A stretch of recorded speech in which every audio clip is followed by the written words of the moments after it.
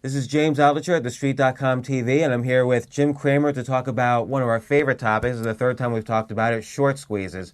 So, Jim, we just updated on Stockpickr our list of 10 short squeezes. That Well, portfolio is I there. want to just say, because I'm a big supporter of Stockpickr, I got Greenbrier from this, and I'm still reeling from how Greenbrier didn't work, because that's also owned by Tontine, which is another company, that Jeffrey Gendell. Yeah. But you know what? I think that when you buy these and they're short, you have to be ready to expect that the shorts will press their bet on any negative stuff, which may actually be the more of an opportunity. You know what I mean? They'll knock it down because the stakes are so high.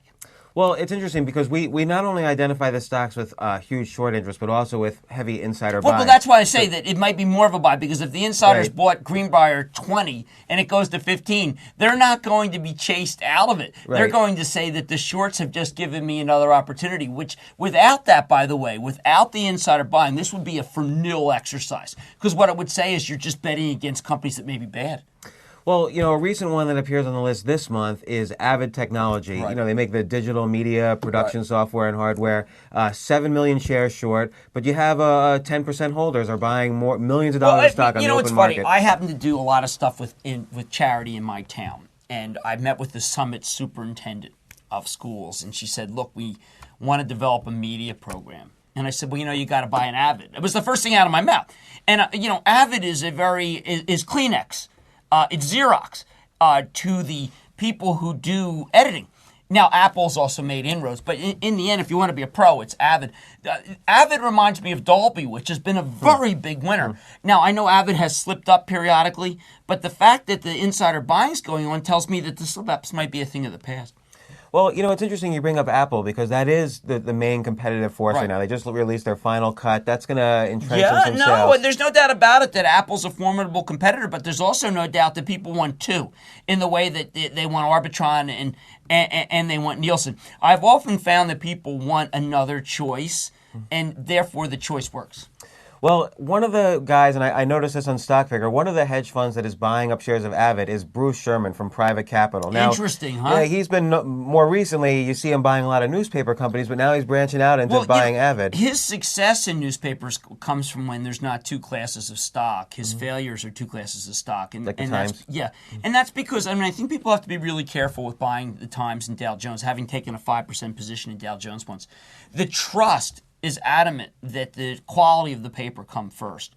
That's very unusual. There's no other business where that is the primary driver, not earnings per share. So Sherman may be tripped up on that, but he's certainly not going to be tripped up on Avid. Well, the interesting thing about Sherman, actually, which is a little known fact about him, is that 42 of the companies from his portfolio over the past 3 years have been acquired. Is that true? Yeah, it's true.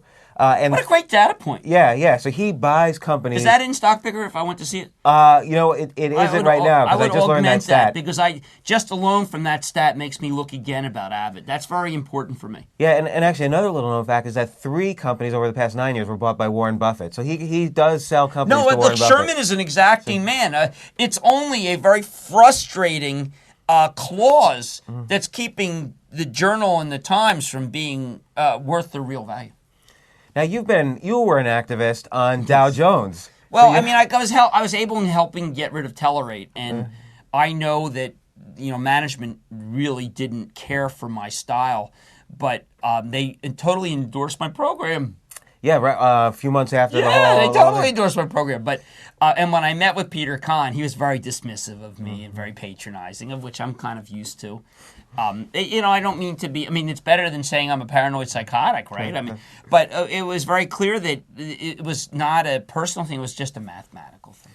Well, now, real quickly, another stock on the short squeeze list is Joann Stores.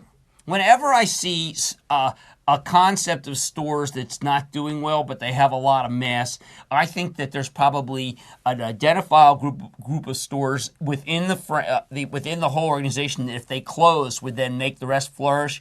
But when you close stores as a public company, your stock goes down. When you close stores as a private company, your phantom stock goes up. So Joann Stores seem to be a very good candidate for private equity. Yeah, they're closing a lot of the traditional stores, but opening up the superstores. Yeah, but in the interim, they get punished for it because people see the mistakes. I think Joann Stores is a buy. Well, it's interesting because there's very few fund managers that are experts on retail, but you see, Bob Alstein was buying Joanne stores all the way down to 11. It's in the mid to high 20s now. Now he's in Radio Shack. I think Bob Olstein is very good. The only one that I had problems with is Frozen Food Express. That seems wrong. I would emphasize that he must see something in Denny's. I like Denny's, and Stock Center 10 likes Denny's, but they haven't delivered. But you know what? He's a patient man. I think Cheesecake Factory is the best of the ones he likes right now. That's interesting. Yeah. And Denny's has got a couple of good fund managers in Yes, as well. it does. Like Hayground Cove. Absolutely. So, now, Denny's is one of those controversial ones where you keep expecting a month to be breakout, but then when it happens, if you're not in it, and you get the breakout month, you're going to miss a 50% move. Yeah, in either way. Yes, yes. All right, well, this is James Altucher at TheStreet.com TV with Jim Cramer talking about short squeezes. Thanks.